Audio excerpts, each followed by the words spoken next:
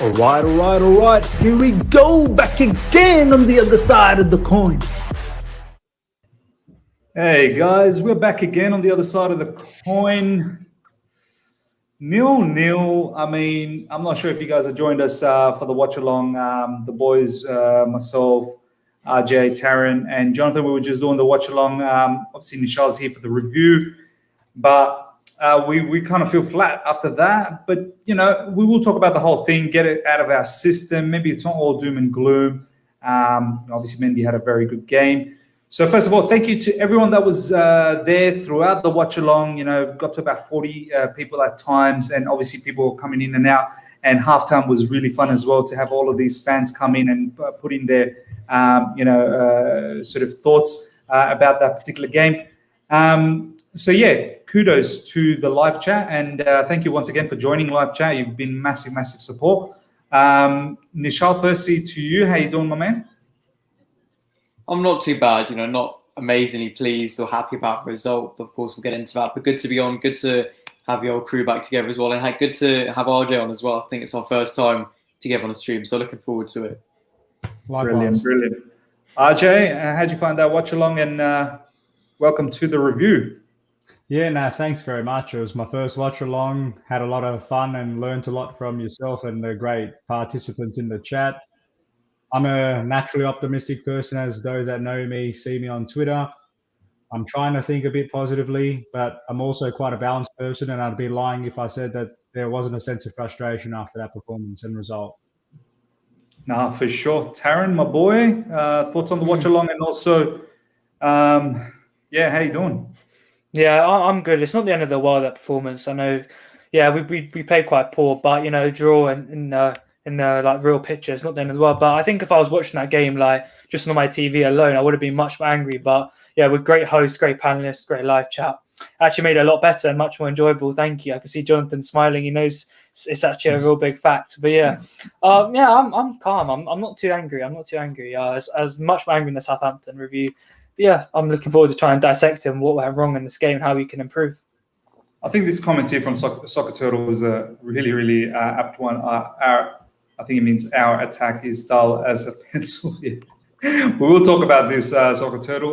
Johnathan, my man, watch along. It was fun. Obviously, the win would have been great, but yeah, how's things? Yeah, it was good fun. First time I've done that, and I really enjoyed it. But yeah, it was a bit flat, and it was disappointing because this was the game I thought we could turn the screw on the Tuchel, really show how good we can be attacking wise. We've been bettering chance creation in the last few games, and today I was hoping for kind of a step forward, and it wasn't the one that I wanted. So I'm disappointed. I'm interested to see what Tuchel says, because I feel like he will come out and be honest, as he always is, and probably say, I made the odd mistake. I feel like we could have made earlier subs. I feel like we could have made more positive ones in bringing on Giroud, which just scrolled through Twitter and seen that Nischal agreed with me about wanting to bring a target man on.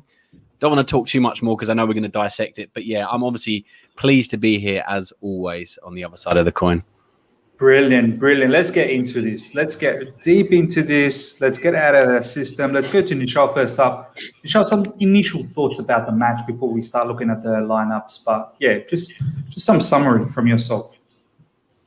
It was a very underwhelming match, not just because of the form we've been in, unbeaten under Tuchel, and we've still got that, but also the rival we've got with Leeds. It's the first time we've gone to Elland Road in 9 years, the first time we've gone in a league in 17 years. So it was a game we were really looking forward to.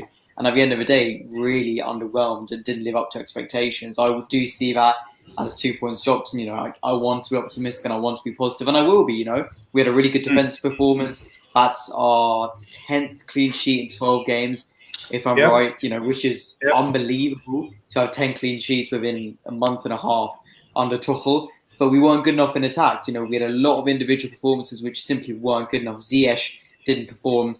Havertz did play well, but like Johnathan said, and I tweeted earlier, we were missing that target man. And that's a game where Giroud should have come on for me, let alone be starting. So, there are questions to be asked in attack and also formation shape. I don't think anyone really knew 100% throughout the game whether we were playing 4-3-3, 4-2-3-1, 3-4-3. It was kind of up in the air all around. But overall, it is a disappointing result. You can't help but feel that way, especially where, with their games in hand, Everton, West Ham and Spurs can all overtake us with their games at hand, which is, worrying. But we're still unbeaten. We got a good result away from home. We haven't lost in this run, especially in this tough run of games. And we have to focus on Atletico Madrid because that's going to be a season-defining game, whether we can get to the quarterfinals or not. So, we have to be disappointed. We have to acknowledge that it wasn't good enough, but we need to stay positive and focus on the task ahead. Yeah, man. Very, very nice summary. We definitely in attack. I don't think we create big chances. We've created half chances. We don't create big chances. And in defense, I hear what you said. Yeah, maybe overall we were okay defensively, but they probably had the better chances. That's the crazy part. They probably had the better chances. And if it wasn't for some Mendy heroics, we could have been down in that particular game. So first time I felt like defensively, an opposition really got at us because of the way they play, their intensity, the way they press. But RJ, some initial thoughts from yourself, my man. Yeah, a lot of them will echo similar to what Nischal said. But one thing, I suppose, not a point of challenge or contention, is really in that defensive phase. I thought you said we had another good defensive performance, but I'd probably classify it as another good defensive result, and the performance itself wasn't sensational because we did concede a few, for my liking anyway, a few too many chances where it gave me some heart-in-mouth moments. But that said, we are versing a team that are known to put the pressure on the front foot in that attacking phase, so we shouldn't beat ourselves up too much, and we did handle it thanks to a good performance from Mendy as well. I just felt, and I agree with you, Nischal, in the sense of from up front, there's too many individual performances that didn't quite hit the mark.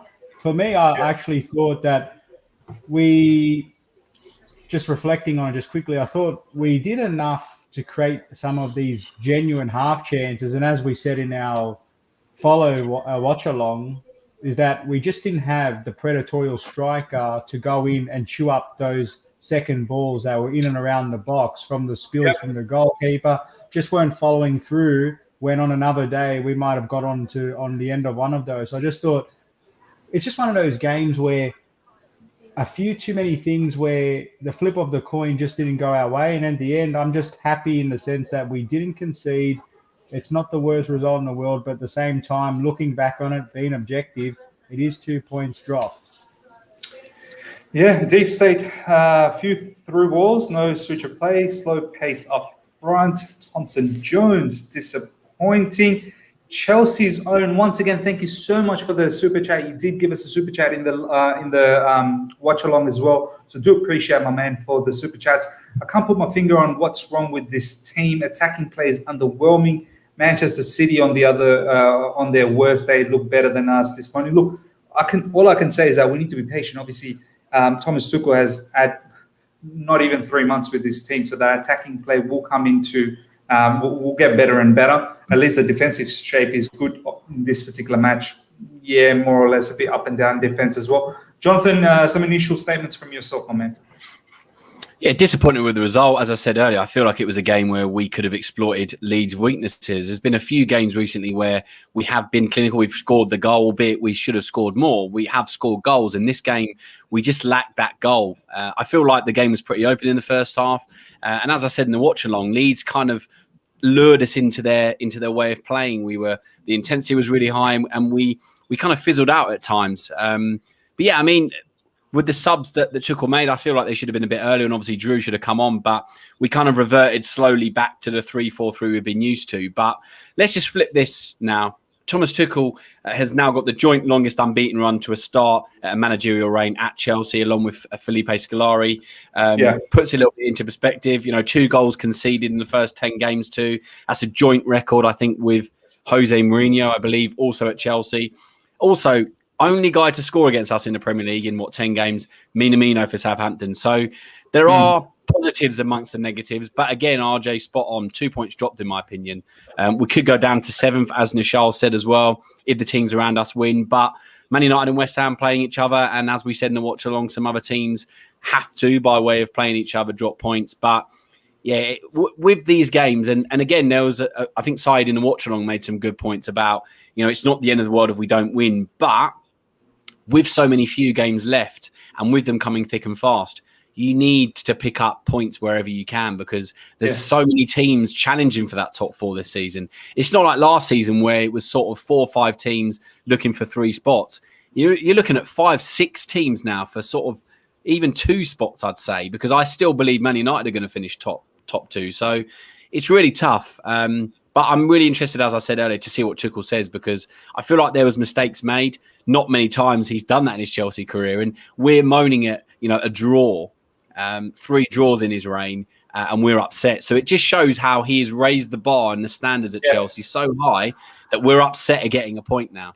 So yeah, it's not what we wanted, but we're still going in the right direction. This is a really interesting comment. We didn't play to Havertz' strengths today. He played more like an all-out 9. I do have to agree with that. I feel like the way he played against Everton, the way he dropped deep and helped us. And I'm not having to go at him per se. I feel like, as what Johnathan said, Leeds made us play the way they wanted us to play. They kind of forced us to play the way we played, which is where I feel Tuchel will be upset that we can't allow opposition to dictate us. We need to dictate them. But kudos to Bielsa, and I'm just in awe because the work rate that he's doing with that particular team, that Leeds team, honestly, you take away Bielsa and you just look at the players, they're not good enough. They're not good enough to compete in this particular level. I'll tell you right away. It's Bielsa's tactical, abilities that is getting the best out of this. Taron, my man, some initial thoughts.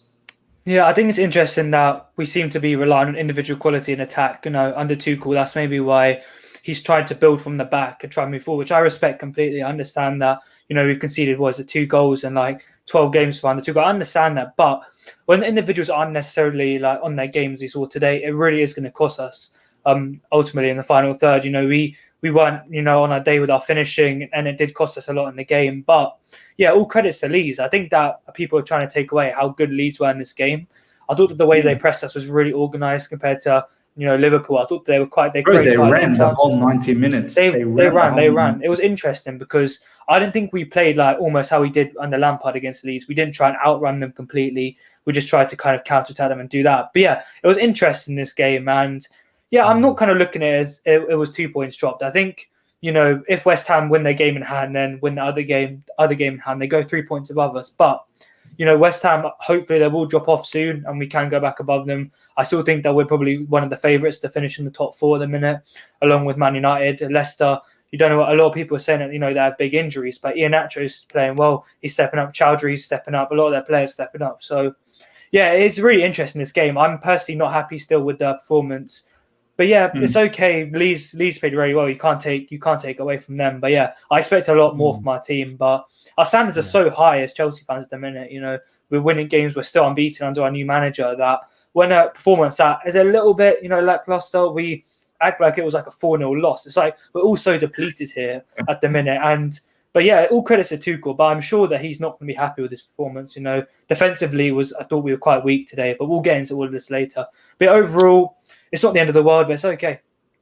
No, for sure, man. Shane, feels like today was a rehearsal game plan for Atleti. Wednesday need a repeat performance to go through. You know what the crazy part is? This performance, bar all the craziness that Mendy had to do. But this is something that I would take against Atleti because if we could get a 0-0, we're through. So completely understand what you're saying, Shane, from that perspective. Boys, let's get straight into this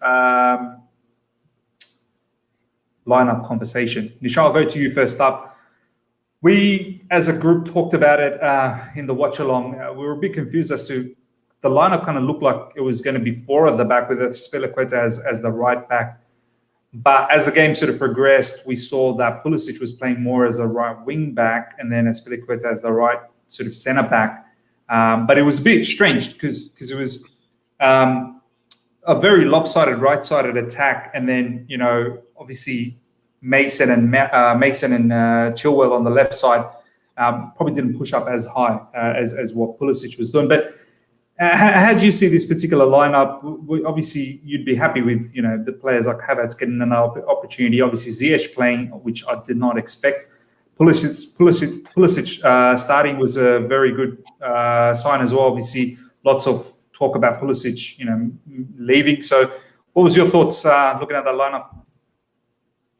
We haven't seen a lineup this confusing since Tuchel's first game against Wolves, where we didn't know if we were sticking with a 4-3-3 or if we were actually changing to a 3-4-2-1. And that was the same today. No one really knew. And I'll be honest, I didn't know for the majority of the game for sure whether we were playing a back three or a back four, where it was never really a clear, definitive formation. I think we saw Havertz playing as a false nine. That was really good. He had a brilliant game against Everton on Monday. And you couldn't change that because we saw him at his best for Chelsea in that position. So why would you change that? Obviously, in hindsight, maybe not the fact that we should have changed Havertz, but maybe in terms of position, we didn't need that striker, in my opinion. But, the shape was fine. Interesting, we had Chilwell on one side. If you saw the average position at half-time, Chilwell was much further up and out wide like a wing-back. But then we didn't really have anyone on the right-hand side because Ziyech was so central. Pulisic was more of a winger. Mount was more of an attacking midfielder. So while we had all of that attacking on the left-hand side with Chilwell, there was nothing really on the right-hand side. And it says a lot that we actually looked a lot more dangerous on the right-hand side because Chilwell, and I'm sure he would admit, wasn't his finest game for Chelsea. Whereas on the right-hand side, we had Mount, Ziyech, Pulisic all going up and down. No one really playing as that definitive right wing-back. But still, there was more attack and there was more danger on that side. So team selection, look, I've always said I'm not going to give my opinion or I'm not going to slam Tuchel for who he picks. But it was difficult trying to figure out what formation he was trying to play. But I didn't really see a reason to change from a back three. And, we saw that today. Yeah, I have to agree. To the rest of the boys, I won't go and talk to you guys about the lineup because we did talk about the lineup in the watch along. To the people that are logged on to the review right now in the live chat and people that are going to watch it down the track, please check out the watch along. It's literally the first 15 minutes of the watch along where we talked about the lineup, myself, Taron, Johnathan, and RJ. So you'll get our sort of thoughts from that. And I'll put the link into this description as well. So you can have quick access. But let's get straight into the player performances right now. I think that'll be interesting to talk about. And that way it kind of shapes up the match as well, how it all went. I think we need to talk about Mendy first up. All of us, we need to have a real good conversation about Mendy. RJ, there's been a lot of talk about Donnarumma. That news keeps floating around after every match day finishes. The very next day, Donnarumma is a free agent and Chelsea are interested. And I've said in recent times that I think Mendy has been under the radar. Yeah, we've been getting a lot of clean sheets, but, he's been under the radar. He's been part of those clean sheets. But today, undoubtedly, as the title of this particular review says, Mendy saved us, in my opinion. If he hadn't made the tippy-toe fingertip save in the first half, and then in the second half as well, or what was it? In the second half where the Leeds player turns and scuffs a shot. If he hadn't touched it, that was going in as well. And a few other times as well, he's made a good effort. I feel like if it wasn't for Mendy, we lose points in this particular match. Your thoughts on that? Yes, and as we said in the watch along, to me, a general indicator of a match or how a flow is, if we're talking about the standout performer being a goalkeeper, that doesn't bode too well for your team. So I was actually quite impressed with some of those defining touches he made. And to those that have been criticizing or offering judgment as to the value he offers, it's those kind of moments that speak for themselves, because I actually found it quite strange when there was outside noise coming in as to how good is this keeper really, because of how dominant the team's been in possession, and he hasn't really had to do much, let's be honest, but that's no fault of his own. The reality is when he's been called upon, 9 times out of 10 he's delivered, and in today's performance he delivered big time for us. And that result, even though it was, as we all agree here, frustrating more so than anything, it could have been a whole lot worse. The vibe, if we had lost that game, from a confidence perspective, as well as obviously losing a valuable point, it could have really been not a tipping point, but it could have really been a sharper bump in the road to recovery. So I think in terms of Donnarumma, in terms of where that's going to lead down the track, I don't want to get too far ahead of ourselves, because I don't like to sort of praise or criticize in isolation. But if we are looking at this game, because we are doing a review on this game, he's definitely a contender for man of the match, at least from Chelsea's point of view. It has to be said. That's how I think of it anyway. Nah, for sure, I have to agree. Jonathan, I do understand what Ajay said. It is a review for this game, and obviously Mendy gets the praise. But if we look at it from the time Tuchel's taken over and all the matches Mendy has played, he hasn't really made any mistakes, to be honest. Yeah, the odd touch here and there. I remember there was that touch against Man United, where he got that back pass and that first touch sort of created a whole heap of mess. He still got out of it. I mean, after this particular performance and obviously all the clean sheets that we've had, surely we can now turn around and say he's Chelsea's number one and he should be given Chelsea's number one. And I don't know, do we need to have this Donnarumma talk? I've always said from early on when we bought him, it's up to him whether he wants to be Chelsea's long-term number one. It was a signing where I think we've given him the opportunity to go, okay, if you're good enough, you're going to be our number one. If not, we're going to get someone else in. And pretty much throughout his Chelsea career, every time he's needed to step up, he has stepped up. Today, he made some really good saves when he needed to. I mean, 16,000 votes on Chelsea's website. He's 66% of the vote on man of the match. I know that's not always something to go by, but it just shows aesthetically, Chelsea fans have realised he has helped us today. So yeah, generally, as I said, he keeps his concentration and a goalkeeper in a Chelsea side, like I said in the watch along, has to be someone that isn't going to be tested every minute of the game, but they have to be aware. So when they're called upon, they make that save or they make that interception or they make that pass that they need to, because the best keepers in the world for 90 minutes, they are there and ready and anticipating for every single little thing. So yeah, the saves he made today were very important. And I just want to touch on a point earlier on. I think it was Kishinru, where saying about result is on guys like us who's wanted fought the back. Because I've been someone that says Tuchel is going to revert to fought the back. I think in the summer after he's assessed the squad, we've made some changes and we want to be a bit more attacking. So today we've all realised. What is a formation? No one actually knows. You can't make a sort of comment like this one game against a high-intensity Leeds where we have looked a bit different in shape. You can't judge off of one game. He needs a couple of months on the training ground if he's going to switch formation. I think that's the only thing I would put on Tuchel today, because I wasn't sure how we were setting up. I don't know if the players were as well. I think that's maybe where we've been caught out, because players are in two minds of what do I need to do in this side, because what we've done so well under Tuchel has been drilled. Every player understands his position and his role. I think today we were just caught in two minds. What do I need to do? Do I need to track? Do I need to defend? Do I need to go forward? That's what I think Chilwell, the entire game, looking back, I think he's thinking, I need to be a bit more defensively aware because Pulisic is going to bomb up on the right. But do I go forward? Do I go back? Do I need... So I just feel like a lot of our players were in limbo of what to do because of the change today. But again, I feel like it was forced by Leeds as well, who did really well.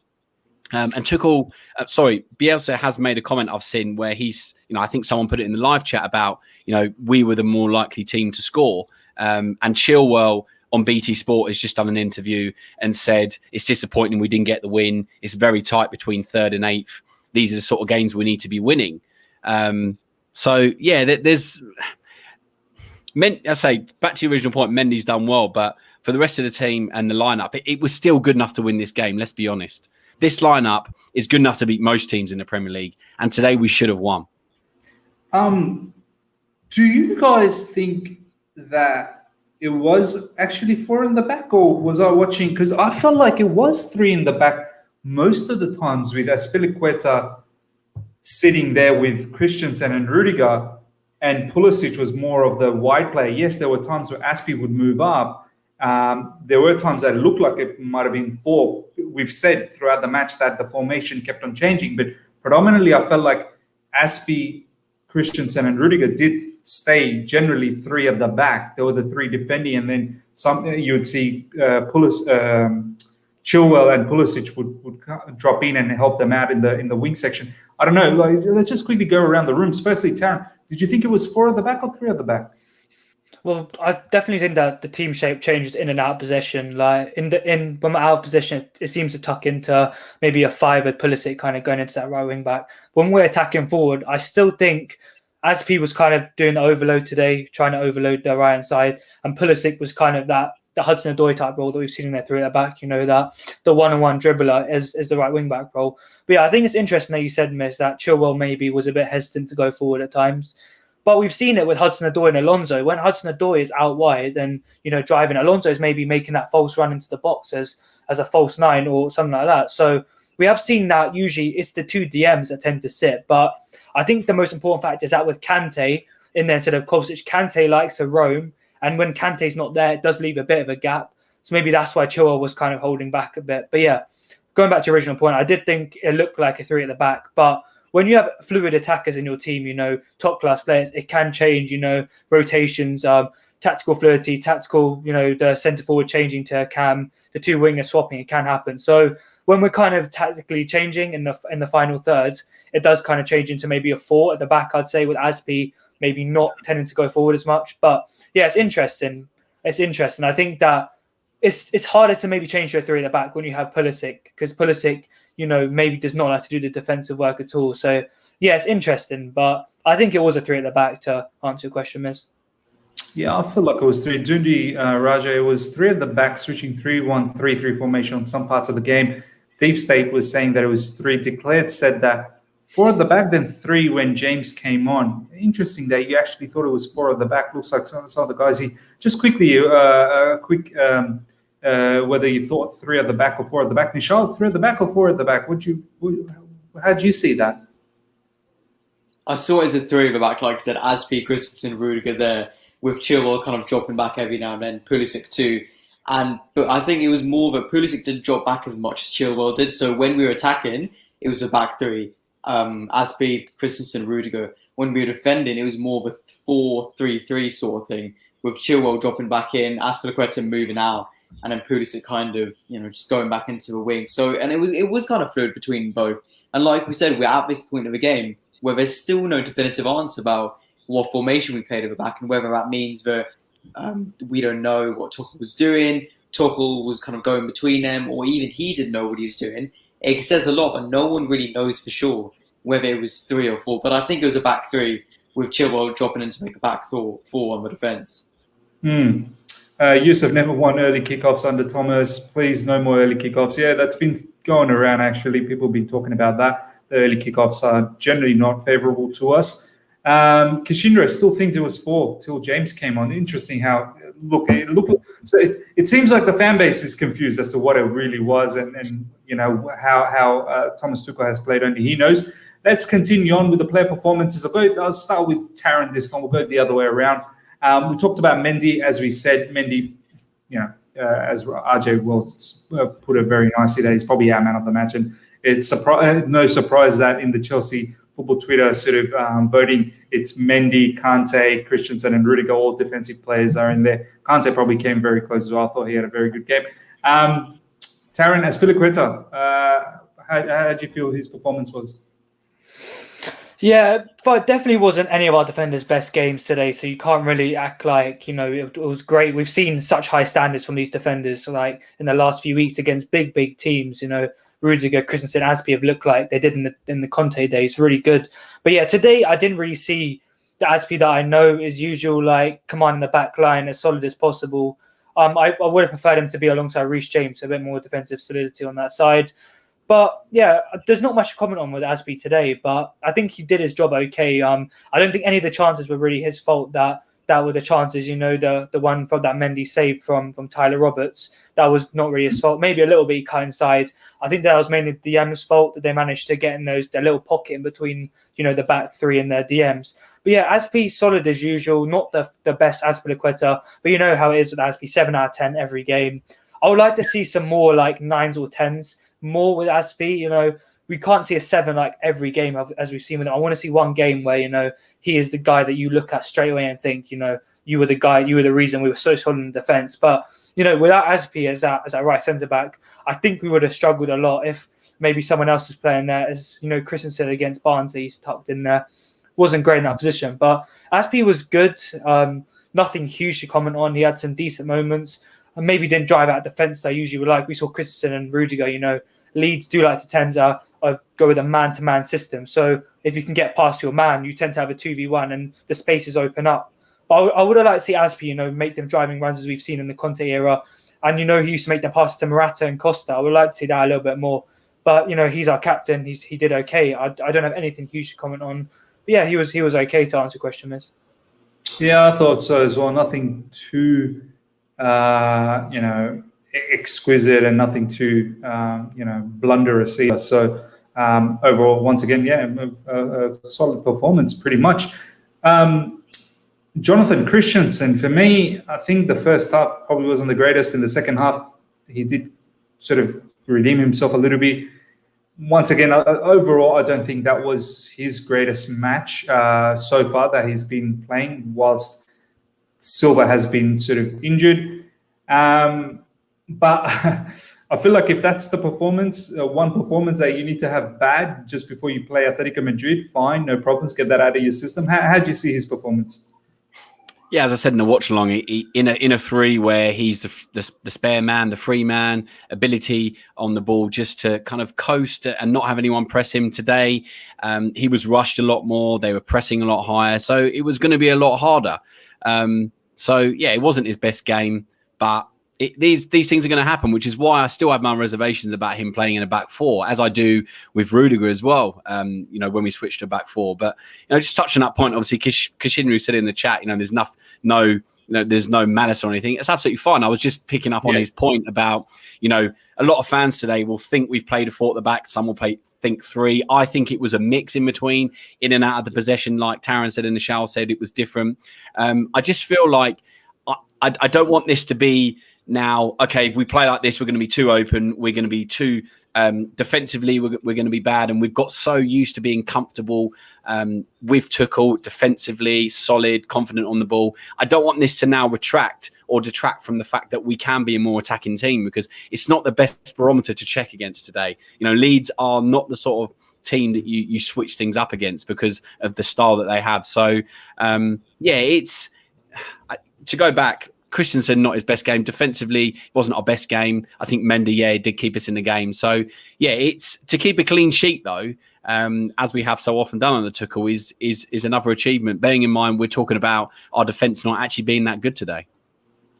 Yeah, I have to agree. I mean, overall, the defence probably hasn't been the greatest as we have seen so far in Thomas Tuchel. So, there was some uncharacteristic sort of passes that were given away by Christensen, and 1v1 few situations where I felt like Leeds just found it a bit too easy to go around him. But then again, kudos to Leeds. Leeds, they brought the game, and then Bielsa, once again, amazing how he gets the best out of that particular team. RJ, Rudiger, I felt like he had a decent game. Nothing, once again, more like Azpilicueta, nothing outstanding to talk about, nothing too dramatic to even moan about. But your thoughts on Rudiger? Yeah, look, to be honest with you, perhaps controversially, happy to hear alternative views, of course, but I actually thought he was our best defender today. I thought he made a couple of vital blocks, a couple of diving headers. He won his physical battles, and I felt that he actually added a bit of steel and guile in some very tricky moments, particularly in the first half, I recall, and then in a couple of nervy moments in that second half. So I thought he was actually our most outstanding individual defender in a not so sensational overall collective defensive effort. I would like, though, it's interesting because I think he's obviously been picked over Zuma at the moment, and we can understand he's justified that based on performances like this. What I would like to see from him is a little bit more in that attacking outlet. The one example I have in that set piece was we had a corner and he wasn't sharp enough. The ball just ricocheted off him. The ball shouldn't be ricocheting off you, and the ball came clear to you. You should make a better connection with that. He's not a striker, but also his decision-making, along with some of the others that we'll touch on as we get down the line, he made this marauding run up the pitch, we had this nice build-up play, and then he decides to have this 30-yard pot shot. Why are you doing that? You did not need to do that. He gets this rush of blood sometimes, and I understand he's trying to make things happen, but sometimes that's what sort of, for me, prevents him from going from good to great because of these sporadic poor decision making, things that he goes through at times. So I thought, again, a good performance, probably our best overall. But yeah, unfortunately, didn't do enough to help us get the 3 points. No, yeah, come to think of it, actually, it's a good comment here from Deep State. Rudiger, 8 great header clearances. I'm just starting to remember that, yeah, he made some really, really good header clearances. And you're right, RJ, perhaps in the back three, or even if you include the wing backs, probably Rudiger the best out of all of them. So can't deny that. Nischal, Ben Chilwell, a lot of people in this live chat, I don't want to bring out the comments. Some a little bit, probably not the kind of comments that I want to showcase in my channel. At the end of the day, I don't like being sort of very aggressive or abusive to a particular player, but I do understand the zest of what the live chat is saying about Ben Chilwell. I feel like Ben Chilwell, he had defensively okay-ish kind of game. Attacking wise, I don't think he has given us enough. This is where I feel like Alonso, he just knows how to shark into the box and he knows how to get a goal and an assist. But the rest of the game, if Alonso played this, he would have been murdered. I feel like he would have been absolutely murdered. He would have been drained. And that's where Chilwell sort of kept on. But Chilwell just couldn't keep up right at the end. The last 20 minutes, he was absolutely dead. How'd you see Chilwell's game, Nischal? The moment that sums up Chilwell's game for me is that in the first 5 minutes when he got absolutely clattered and was on the floor straight away. That's why I knew it was going to be a tough game for him. And we were going to be in that dilemma anyway. Who do we start on the left-hand side? I think Alonso would have been a more risky choice going forward. As I said, he's the better attacking fullback and wingback. I will always stand by that. He's a great attacker. But defensively, Alonso wouldn't have coped against Leeds. We look at a reverse fixture in December and the way they were playing at Stamford Bridge, the way they played today as well, I wouldn't have been confident with Alonso playing this game, to be honest. So in terms of that part of the game, Chilwell was all right. But like you said, he didn't offer enough as a wing-back. He was very high up in where he was playing on a pitch. And what you expect from your fullbacks is to really be contributing to the attack and really getting involved. But there were so many times where when we needed him on that wide flank, he wasn't there. When he had the ball, he wouldn't really be as effective with it. And, it wasn't his finest performance. And I saw a lot of people kind of questioning, like, did we really spend £50 million on him? And I think, it will take time for that money to pay dividends. And he's still a good left back. He's a defender that we needed urgently. Let's not forget, for years we have struggled so much to replace Ashley Cole, who is, one of our finest left back in our club's history. You couldn't replace him overnight like that. And while Chilwell may not be living up to that expectation so far, give him time. It is in his first season.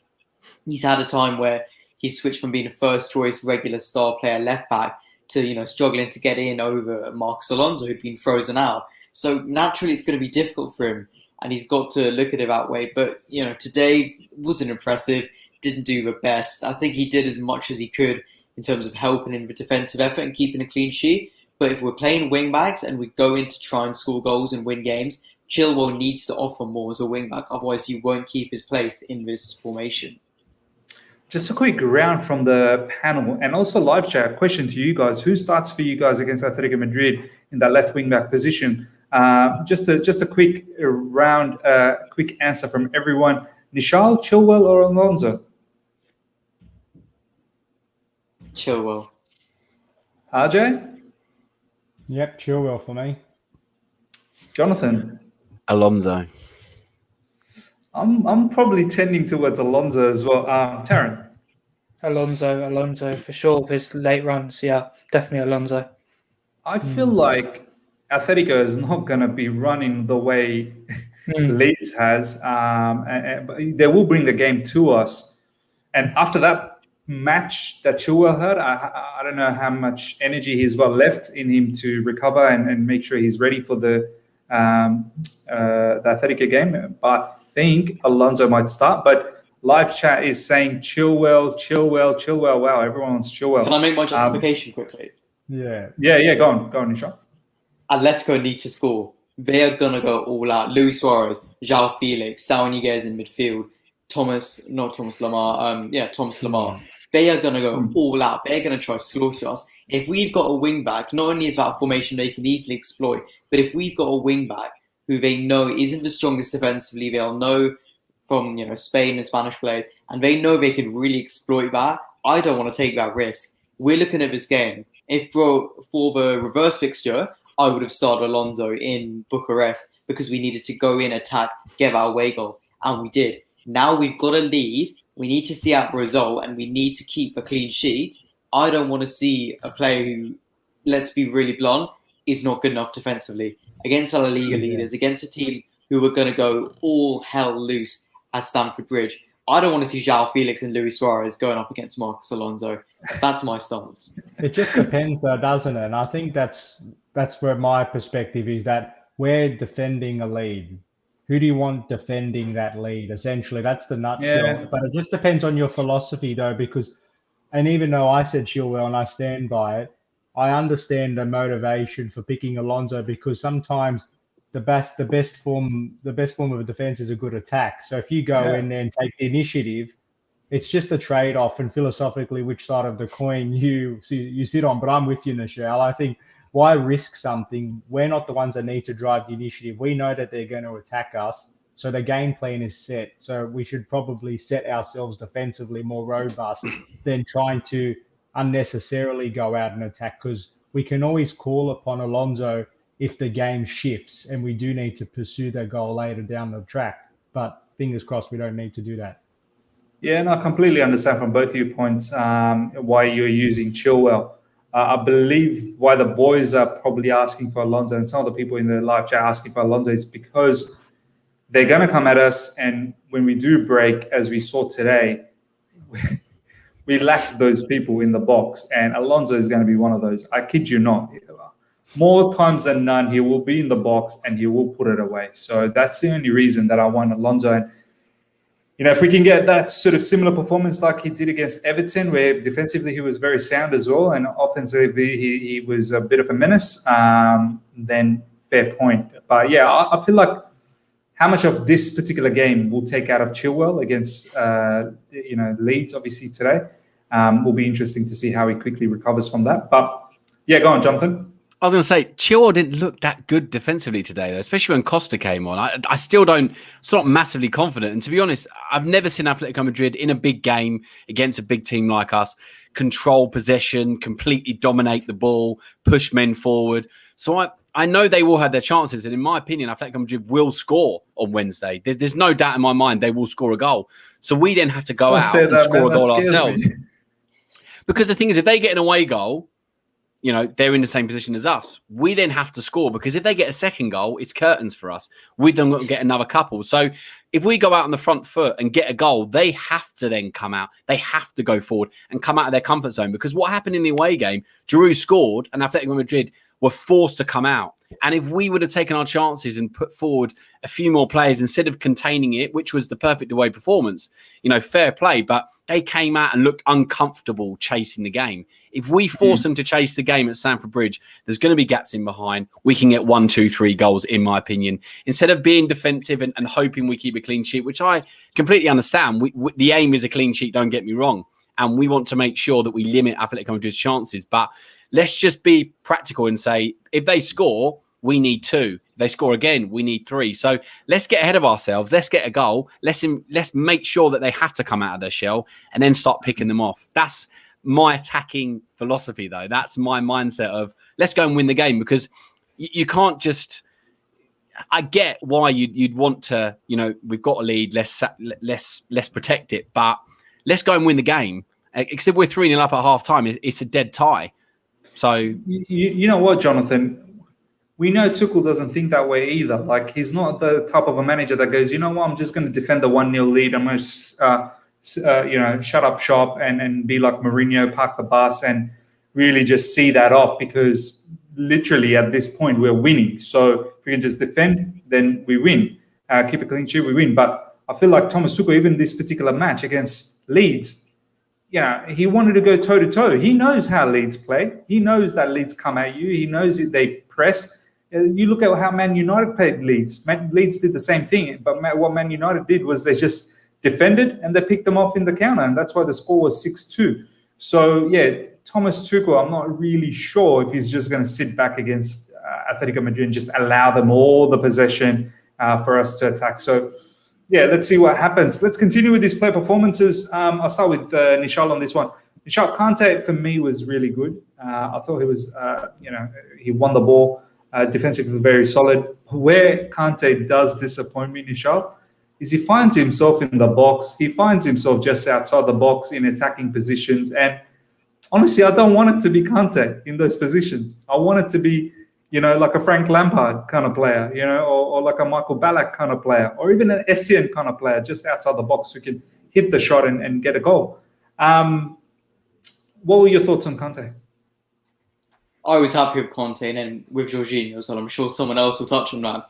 But I think the midfield had a really good performance in a game where, high pressing and really intense, and we had to be able to control that midfield. I think they did really well, put in a good shift. And of course, Jorginho is going to get an enforced rest on Wednesday, so that'll be really good for him ahead of the FA Cup quarter-final next week. But I was happy with Kante.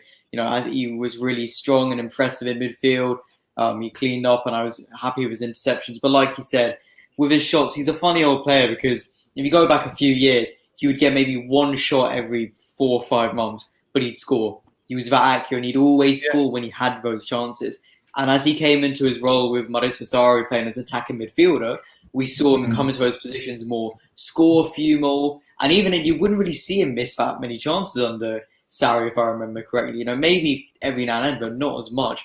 Now where he's kind of stuck in limbo where he's a defensive six, but he finds himself going forward more, being in that attacking mindset. And like you said, he finds himself in a perfect position so often.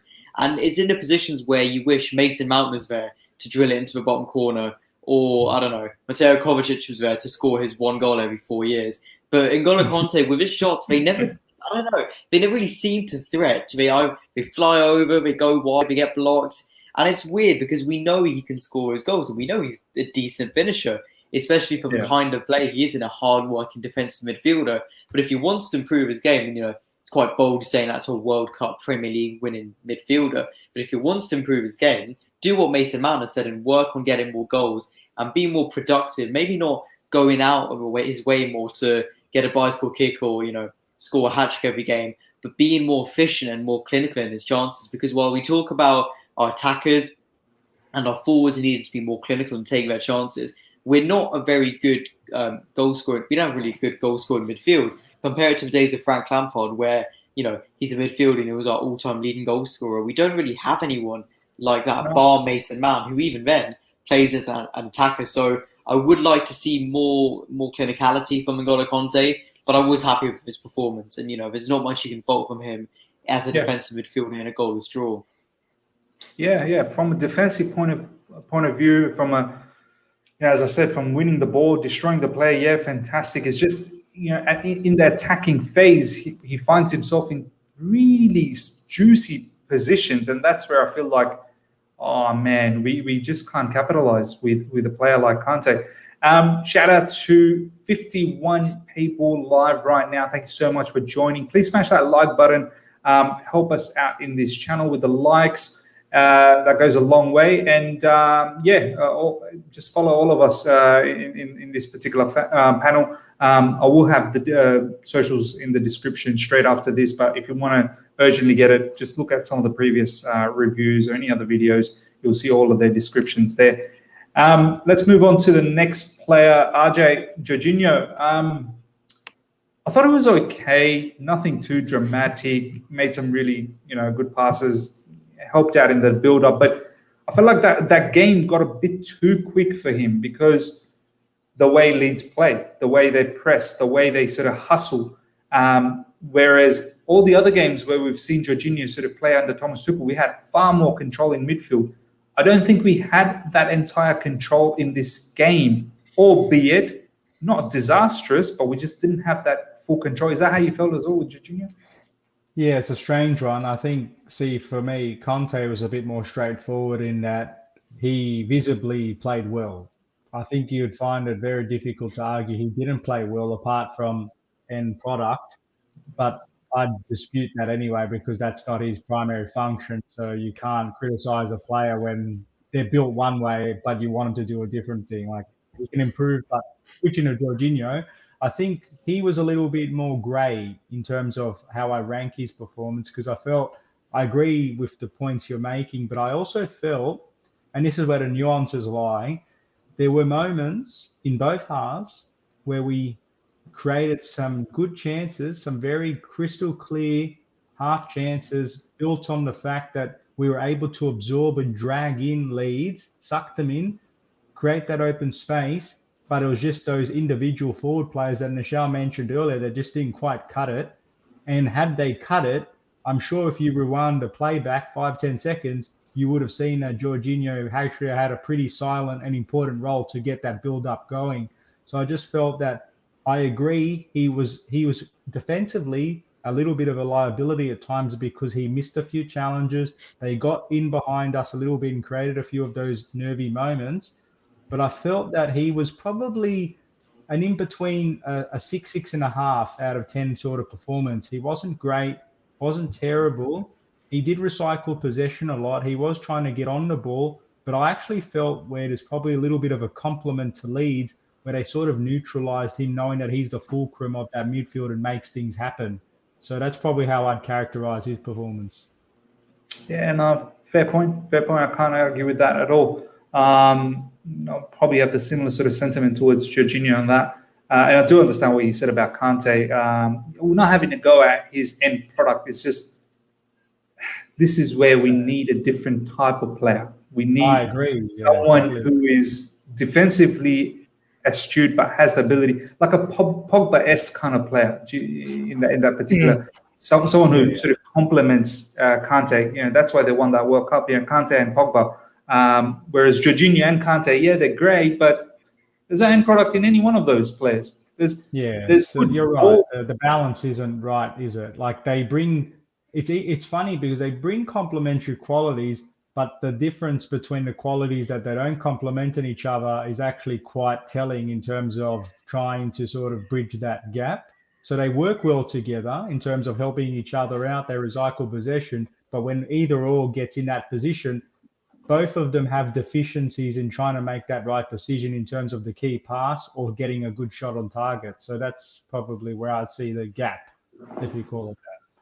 100%. And this is where I feel like Thomas Tuchel will look into it next season, because if we're going to challenge for the title, we need goals from the forward pack before we can even think about goals from the midfield. But goals from the midfield are very important. If you want to challenge for the title, you need some goals, unless you want to emulate something that Liverpool did. But then you need the front three to absolutely ball out and just score mad goals, like the way Salah, Mane, and Firmino did.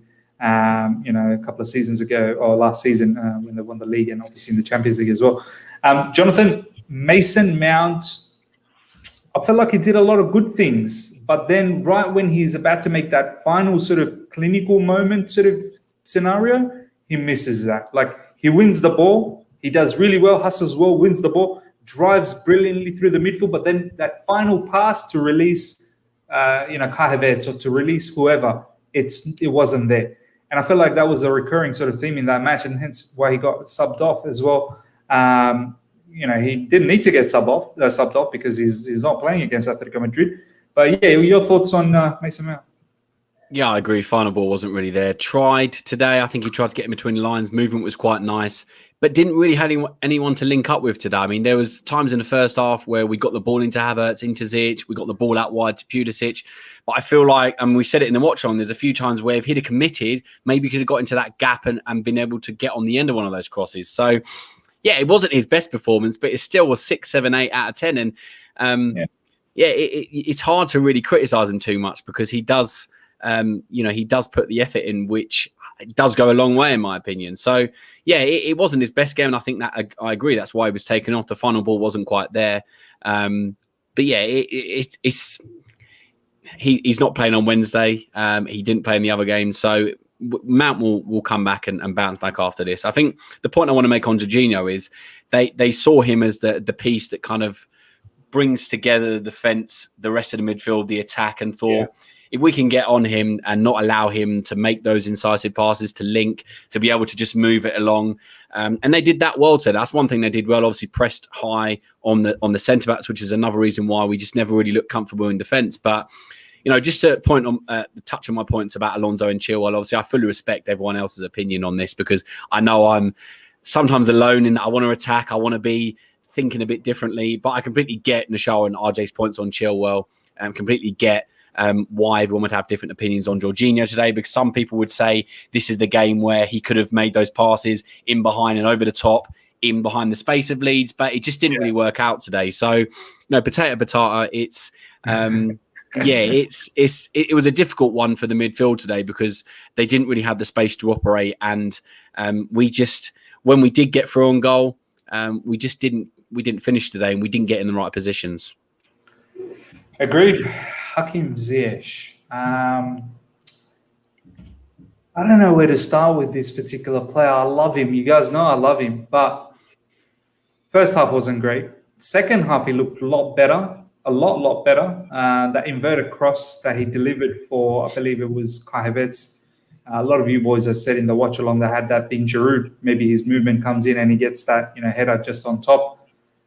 But I need this player to play like he's in his prime age. I know this is the first season in the Premier League, needs to settle down and whatnot. I get that, but he's an experienced player. He shouldn't be, I don't think there should be that much time that needs to be required for him to get accustomed to in the Premier League. But I feel like every time he plays for the last few games, overall it's just been lackluster. I mean, Taron, what's your thoughts? Well, I thought that Ziyech was substantial today, but when Havertz came in against Everton, we saw he really took his chance and he made Tuchel 100% think, yeah, you're going to be in for the next game.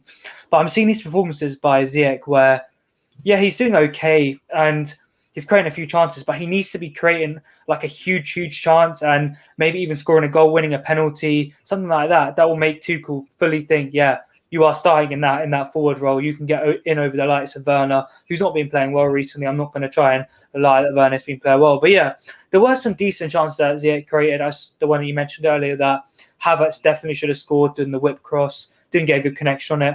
And there was also one where he kind of drifted from the wide, came into the middle, and he chipped it through to Havertz and Elland Road, who saved that. It was a good save. He had a decent performance. But yeah, Ziyech, Johnathan mentioned this, maybe just needs he's a different player to Havertz. He needs a run of games in the side to try and gain his consistency.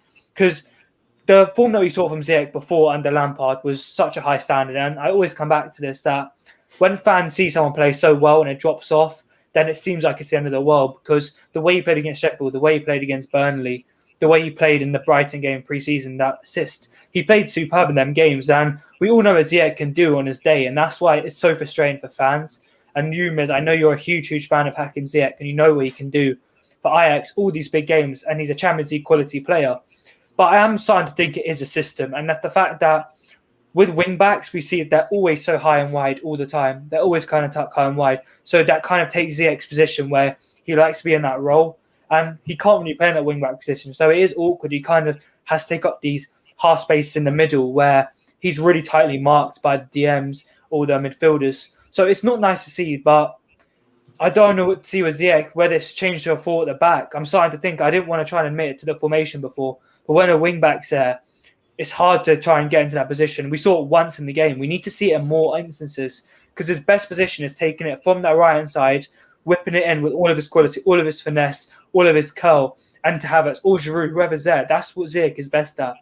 But right now, I'm just not seeing enough from Ziyech that thinks that he has to start over the likes of Mount, over the likes of Hudson-Odoi, over the likes of Havertz, over the likes of Giroud. It's hard. There's 3 positions in this team, and Mason Mount's got one of them.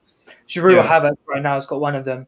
Who's got the other? It's between Werner, and I wouldn't put Ziyech in there at the minute. I'd rather have Werner. I think he does more for the team than Ziyech at the minute. His work rate, when he came on, he won that foul. Maybe didn't have enough time to try and change the game, but yeah, I feel like Werner does do more for the team in them instances, and it's just really, really frustrating because I'm a huge Ziyech fan. I have been since the start. All Chelsea fans are Ziyech fans, and when he's not performing, you just think that, the player that we thought we were getting, the player that we've seen his quality live at Stamford Bridge, the guy, he can do it against the biggest teams, Real Madrid, Juventus. He can do it against huge teams. So, yeah, it's not nice. I definitely don't agree with Sean, Chelsea FC's comment that he's too slow for the Premier League, because he has the intelligence to drop into the right spaces, in the right positions, and create havoc. But yeah, it's not great at the minute, Miz, and I'm starting to get a little bit worried at the minute whether he's in Tuchel's plans and the way he likes to play with attacking 4 players to attack a players really quickly. I am worried, to Miz. Like, I'm not going to lie to you. I'm not going to try and say that, it's just the formation anymore. But yeah, I'm a little bit worried. RJ, you going to say something? Yeah, we've spoken about this before, and I know that the simple answer is to sort of put it on, is it just his physical limitations, or is it the system that's, is he a victim of that change, even though it has a collective benefit for the most part? I think it's partially attributed to that. But as I said during the watch along, I also, and based on the stats previous seasons, I also believe that it's a bit of a confidence thing, because I think philosophically and strategically about the way that Tuchel's getting the team to play now. In other words, we are a team that now likes to dominate possession and be very efficient in the recycling of that possession. So it's all about trying to flood and really contain the opposition and strangle them into submission, essentially. But with a player like Ziyech, we all love him because of the X factor he brings, the risk taking he brings. And that's at loggerheads with that philosophy of being efficient and dominating possession, because he's someone where he'll have 5 crosses, he'll have 10 crosses, but you're banking on him to deliver that one killer cross that makes all the difference. But when you're trying to sort of confuse that ideology, I think that then confuses him a little bit, because I think that creates doubt. And when you create doubt, it affects your decision making. So I think that sort of has that snowball effect. I don't think it's terminal decline for him just yet, but I think it is a bit of a concern. I do agree with you, Taron, but also on your point about the system, we don't know if this is going to be the long-term system going forward. We know it's working now, and as we saw, we probably need to stick to it. But I dare say during the full off-season, we're going to see a proper review of this and probably some signings to back that up. Yeah, sorry, Miz. I'm just say something about that. I agree, RJ. It's both factors. Confidence is definitely a factor, because confidence here on his game. But on Miz's point, he's 27 years old. He's an experienced player. He's played at the highest level. It should not be a bigger factor like the likes of Havertz, who I understand he's 21 years old. The younger players, Hudson-Odoi's confidence, but Ziyech should be a player. He should have elite mentality to go into these big games and not think about confidence, not think about where he's playing in the team, the system he's playing in. I want him to be the player that he takes the game by the scruff of the neck and changes it whatever he's playing, because we've seen it at the highest level. But yeah, I definitely agree with your point that it could have been confidence and it is the formation. But I'm expecting Ziyech to be one of the more experienced, level-headed guys in the team who can maybe deal with this attacking problem we've seen in the recent games. Quick round through the table here, just to figure out, just like we did with Alonso and Chilwell, does Ziyech start against Atletico Madrid, knowing Mason Mount is not there, but we do have competition for that position? Nischal, quickfire answer: Ziyech starting against Atletico Madrid or not? No. RJ? No. Jonathan? I'll just elaborate on my answer. No, but the reason why... Just answer. Let's just say, I wouldn't start him against Atletico Madrid, but what's the one position in this Chelsea 11 that generally is the free man, the guy who isn't generally marked, who has the freedom of the pitch? Which position in our team? It's the right wing back, whether it's Reece James, Hudson-Odoi, Pulisic today. The defensive responsibility isn't as much there. Ziyech loves to be the free man, doesn't like anyone pressing him. He likes to get the ball, look inside, and put the ball in. And his best bit today was when he wasn't pressed, because so often today he was pressed. Play him in the right wing-back position, which means he's the free man. It allows him to come inside when he wants to, go down the line if he wants to. And Azpilicueta is best at right centre-back when he's allowed to come inside or even overlap. There's been the best times when he's been in a back three, Azpilicueta, when he's been able to either underlap or overlap with the right wing back. Look at the first goal we scored under Tuchel. Azpilicueta overlapping the right wing back, Hudson-Odoi. I don't see why Ziyech can't play this right wing back role. I get Taron's comments about him not being tried there, but I just feel like it could be the only way he could get into this Tuchel system, because he would then be the free man, able to look up and pick out a pass. But He'll no, be the he's widest... not starting on Wednesday. But no. That was so brilliantly put in. But no, he doesn't start. But this is why he could start. you make a very good point, Jonathan, that would make him the widest player, and that's where he likes to be. I feel like the most comfortable, because there's no one pressing him, as you said. You can't have anyone behind him because he's the most widest player, hugging the touchline, and that's where he gets the ball, looks, inverted crosses, and he can sort of sometimes take the player on, allow Azpilicueta to overlap. Look, and once again, it's the formation. If it's a 4-3-3, Ziyech plays on the wide. So, then it becomes a lot more easier sort of situation for him. Whereas, in the wing-back position, he does need to still defend. He does need to come back and at times help out Azpilicueta. And I don't know how much he's going to be capable of doing that. But yeah, Taron. Yeah, Jonathan, I just want to touch on that a little bit. Like, I understand the right wing back position. I think it's actually a really good point, because I've never really seen like a creative, left-footed right wing backs. Purely in a right wing, yes, but not a right wing back. But Ziyech kind of likes to drift around the pitch. Players like drift into the middle, maybe switch sides, just drift all around like a free roam kind of player, as you know from FIFA. But yeah, that's kind of what Ziyech could do. But as a right wing back, do you think that could affect us in some way if he kind of leaves that position, if they're going to attack from that side? With, Azpi, maybe we need more defenders back at times. And we've seen, do you think Hudson-Odoi he's on that right-hand side anyway, he can maybe get back quicker.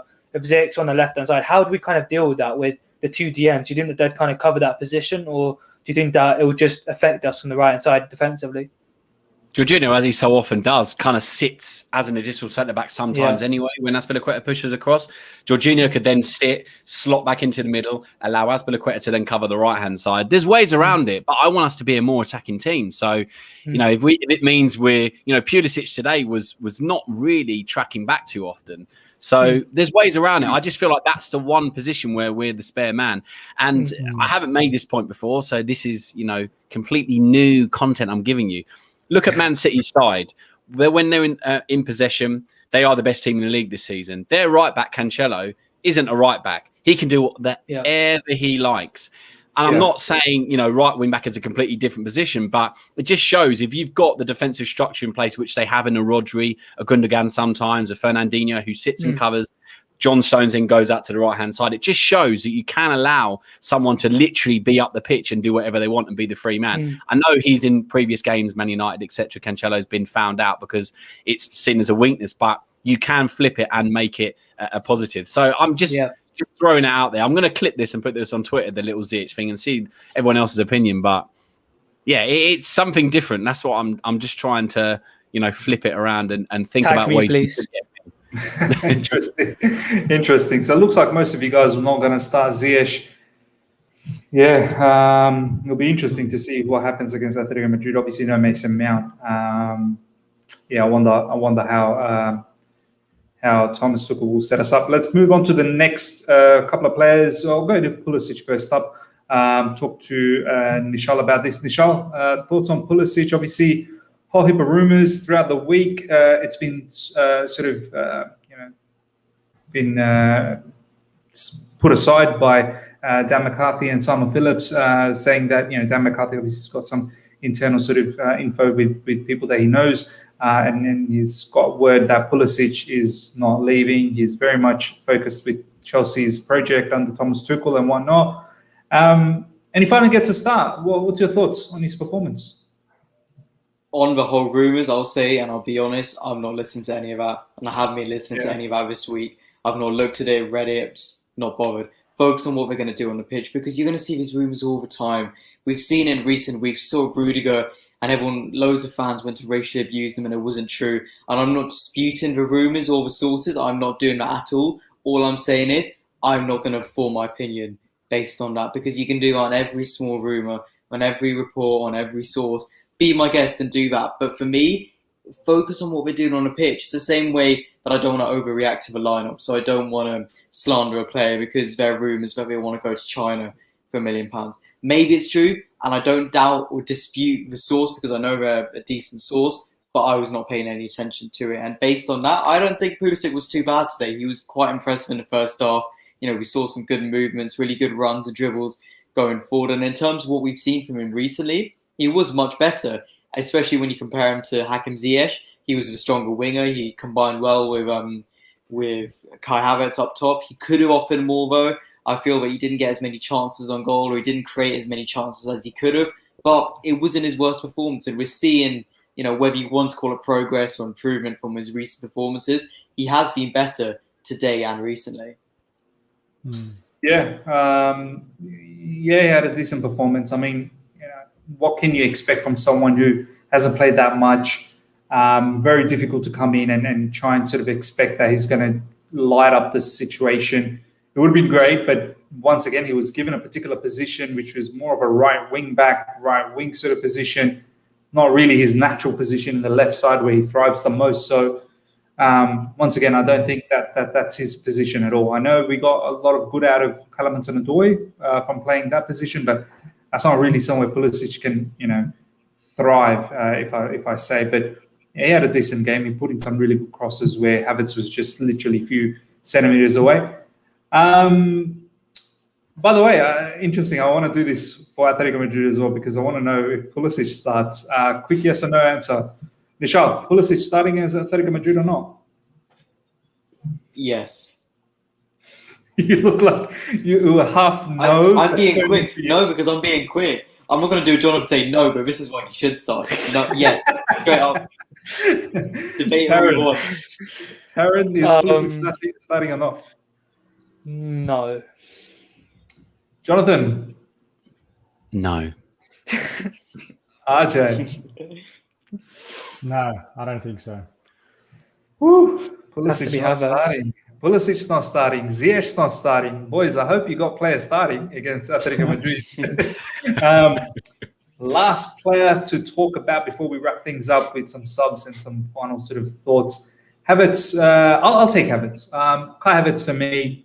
I think, Johnathan, you had some really good quotes here. A long, long way away. Courtesy of Nazar Kinsella on Twitter, by the way. I just copied and pasted them. I joined the stream and got involved in the live chat as I tell everyone to do, Yeah, but it's somewhere here. Anyway, it's quite fun, to be fair. There's so many people joining in. Yeah, it's quite fun. Yeah. But basically what that said was Thomas Tuchel was saying that Kai Havertz can be a lot more clinical. He was finishing and training a lot of those chances. He didn't do that. And someone else mentioned that his false nine game probably wasn't on par today. It was more of a 9 as opposed to a false 9 where, you drop deep, help out in midfield the way he did against Everton. Maybe just the tempo of the match. Maybe the fact that he hasn't played for so long and 290 minutes is just a bit too much. But I haven't lost faith. I want him to continue on, and I want to see him. I don't know whether he starts against Atletico Madrid or not. That's a different story. Atletico Madrid game is becoming a whole confusing game for me now as to who's going to start. But I do want to see Havertz continue on in that particular position, continue on as a false 9. But today's game, I don't think was a very, very good game. Nonetheless, it wasn't a poor game either. So that's Kai Havertz. Boys, let's do the rounds now. I'll go to Johnathan on this one. Subs. What were your thoughts? Thomas Tuchel making those subs. You did mention, some of those subs didn't happen quick enough. What were your thoughts about Thomas Tuchel and his in-game management with the subs? Yeah, it's the third game we haven't won, and I think it's down to his mistakes in the sense of the subs should have been earlier. I said it in the watch along. If you're going to bring Hudson-Odoi on, why bring him on sort of 70-ish minutes? Bring him on earlier to kind of run at players, because when he did get on the ball, he did cut inside that nice time on the left-hand side where he had a shot which at the keeper. But if you'd have brought him on earlier, I feel like he could have affected the game. And Werner didn't really get into it. Reece James I wouldn't say he's up to the speed of the game, but he didn't get in the positions that we needed him to. The subs had the right intention, but they weren't early enough, and we didn't utilise them because against a team that were, they'd zapped their energy. By 70 minutes, they were almost saying, okay, we're going to take a draw here. And they just sat further and further back, which is obviously more difficult to break them down. But yeah, Hudson-Odoi, if you're going to bring him on earlier. And I stick by my comment, and I know Nischal agrees with me about Giroud. So many times that he would have been in a position to score today. And, what way to, have a man in the box who is going to score a goal with 10, 15 minutes of the game left to go, put it in the box for Giroud. That's why I feel like we've missed a trick today. But again, it's a game he's made mistakes in, as I've said a few times, but I don't want to get too hung up on it because not every sub it is going to be perfect. There's so many managers that make subs every game, and Tuchel just seems to make the right ones at the right times. And when he doesn't, we're all kind of shocked. Okay, well, that wasn't very good. But it's because he makes so many right decisions so often. So, yeah, not the best ones, but it happens sometimes. No, I have to agree. We've got Erling Haaland straight from Dortmund joining us. I'm going to be joining Chelsea early. Thank you, my man. And then he's gone on to follow it up by saying Chelsea need me. That's true, Erling. First of all, kudos to all the Champions League demolition that you've been doing. And thank you for joining the other side of the coin. I do appreciate that. For you to take the time out and doing that.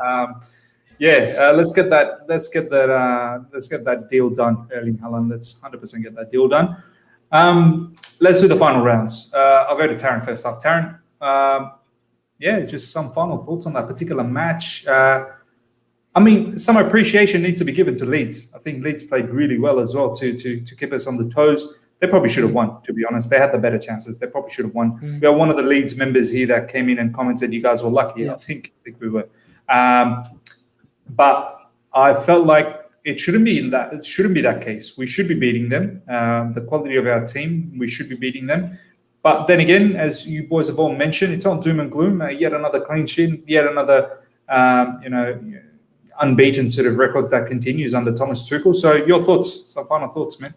Yeah, thank you, Erling Haaland, for joining the live streams. My biggest dream to get to speak to you on a live stream. Like, what an amazing day today is.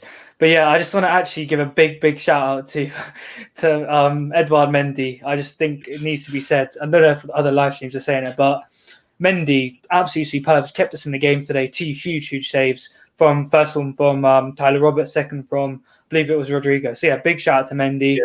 In the overall picture of things today, yeah, it's another disappointing performance. I don't know how we're going to react if we do lose. We look so down right now that we've drawn against a really strong Leeds team. So if we lose, we're going to literally be like, I don't even know what it's going to be like. But yeah, not the end of the world. I'm not looking at it too negatively as I did with the Southampton game, because they were in awful form, losing games left, right, centre, 9-0 here and there. But yeah, Leeds team, they're not a bad team we saw today. Whether we made them look good or not is down to the way we played. But yeah, they seem to play well. They seem to press really well, organised. They had a long break. I believe they played on Saturday, so they had like a week or something to prepare for the game. But yeah, not the end of the world. I'm not too down on the game. If we lost, I would have been heartbroken. But since we drew, I'm okay. Yeah, big game against Atletico on Wednesday. Hopefully, we can get the win in that game. Mason Mount and Jorginho going to be huge misses, but I'm sure we'll mention that if I'm on the preview, if I'm invited onto that one. We'll get onto that. But I think Haaland was here as well. Could have just. But yeah. And I'll leave it to the other guys to kind of give us the final words. But yeah, it was decent performance, not too bad, not too good. Nice watch along with the lads, and yeah, okay. Yeah, no, brilliant. I wasn't kidding. You're probably going to be invited for that preview. We'll bring back Jack Benson from an Atletico point of view. I think it'll be interesting to hear what Jack has to say post that match, what Atletico felt about that loss, because we didn't touch base with Jack since then. It's been good to get that. Nischal, some final thoughts, and also looking ahead to Atletico Madrid. It was another dull 0-0, to be honest. And, it's never nice when you have goalless draws like that. And especially a case where it was 2 points dropped. We didn't take our chances. We didn't really create any. And we were lucky that Leeds didn't score. Edouard Mendy does deserve a lot of credit. Fantastic saves. I think we're back three as well about Thiago Silva, always keeping those clean sheets and always performing. They do deserve credit. But as we said, there are still points and vulnerabilities which we need to fix in this team, specifically in taking our chances, because we still haven't scored more than 2 goals in a game. And whichever way you look at it, you want to be scoring more goals, and we're capable of doing that. But 12 games unbeaten, we keep going, we stay fourth for now, and the focus turns to Atletico Madrid, because that is a huge game, and like I said, it's a season-defining game. If we can get through to the quarterfinals after getting past our La Liga leaders, I don't see why we can't go all the way. But we're not going to get ahead of ourselves. We know what we're capable of. We know what we can do against Atletico in this competition. And, I'm looking forward to it. It's going to be a massive, massive game midweek. And, if there's ever been a time where we're in the best form, with the best manager, and in the best mentality to take on Atletico and really have a chance of getting to the final 8 for the first time in 7 years, this is our chance. And this is the biggest chance we're going to get for a long time. No, 100% agreed. If we go through that night, everyone forgets about this Leeds situation. Everyone, that's out of their mind, and it's all celebration. We move into the quarterfinals. RJ, some final thoughts, and obviously looking ahead to the Atletico game. Sure. So first of all, some great thoughts from both the participants in the chat as well as you guys. You've really helped me to think a little bit more critically on this performance and other things. But for me, just some of last thought starters is context is everything. We sit here now disappointed with a result because of where we're sitting on the ladder and the recent uplift in standards that we've seen under Tuchel. So I think that's a good thing. It's a good thing that we're disappointed, because during our difficult run, we might not have seen this as a disappointing result per se because of our lackluster defending at times. So I think there is some positives to take out of it based on the context in which we now have changing set of circumstances. It's up to us now to maintain that benchmark and continue to push forward. It's to take the next step, because we do want to finish in the top four, because we're Chelsea and we're a big club, and that's what we believe in. In terms of the game itself, the pros are obviously the clean sheet. There was the ability to utilize the players that are forced substitutes for the Atletico game in Jorginho and Mount. We had no injuries. We did create some chances which we weren't able to capitalize, and that's what brings me to the cons of the performance. For me, it was obviously the continued issue with our team scoring goals. That's not a new thing under Tuchel. It's something that we're continuing to work on. We haven't quite struck the balance between the defense and attack. I do sympathize with Tuchel, though, in the sense that we do have games coming thick and fast, and he does try to think 1 or 2 games ahead. So it is a bit of a dependence in having to rely on the whole squad. So the squad itself has to really pick up its game and not depend on Tuchel to get the tactics right. But having said that, Tuchel will be honest in his assessment, I believe, and he'll admit himself that while he tried to play his cards right, I think if he had his time back, he might have made a few tweaks at different parts of the game. But that's life. It's going to happen. Wasn't the worst result. It was a subpar performance. But the important thing was that we didn't lose the game, and we have enough confidence, I believe, to go to Atletico with another clean sheet under our belt, because that will be the result that gets us through to the quarterfinals. Yeah. I mean, at least we didn't lose. I just hope that the players don't feel too disappointed after this performance. Yeah, it is 2 points drop, but hopefully they can forget that and look at all the positives that we've sort of mentioned and be patient. That Thomas Tuchel, he's done a very good job. I do want to say, though, after the Atletico Madrid game, we do have a lot of fixtures that we have to win. We have to win those fixtures. Yeah. There's like Brighton, Palace, a whole heap of fixtures that are so winnable. It's probably about 4 or 5 fixtures that we should be winning. Johnathan, letting you sort of finish off this program for us. Final thoughts and looking ahead to Atletico Madrid. Yeah, kind of a mix of what Nischal and RJ have said is context. The fact that we're disappointed is a sign of how far we've come under Tuchel, because, we wouldn't have envisaged this a couple of months ago of how defensively solid we'd be. I know we're a bit blunt in attack, and that is something that needs to improve, but we're in a process. We can't get everything right, in such a short space of time without any time on the training pitch. He's adopted a system that we look comfortable in. And when we kind of deviate from it, that's when we're starting to see little cracks appear. So I'm sure we'll go with what we know against Atletico Madrid. I'm confident that we're going to go through.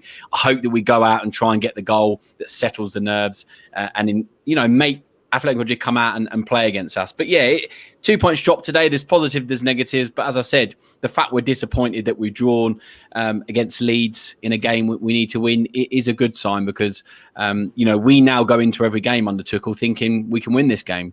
But yeah, we do need to improve our chance conversion, because it is going to bite us. And today is one of those games where it has. So yeah, disappointed, but we move on. And obviously Wednesday is a massive game in the context of Chelsea season. And as Nischal said so well, we haven't got to the quarterfinals for 7 years now. Hardly won a knockout tie even for quite a few years as well. So to get that hurdle out the way and to hopefully get a nice quarterfinal draw, we'll round off the season, because we've still got a chance to finish this season so well in the Champions League, in the FA Cup, and get in top 4. So lots of positives amongst the negatives for me.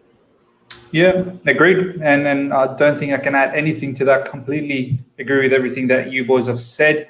Guys, that pretty much wraps us up for this particular review. 0-0. Yeah, it is what it is. We've got Atletico Madrid next up. Do look out for the previews. I will set something up with Jack Benson, who's an Atletico Madrid fan.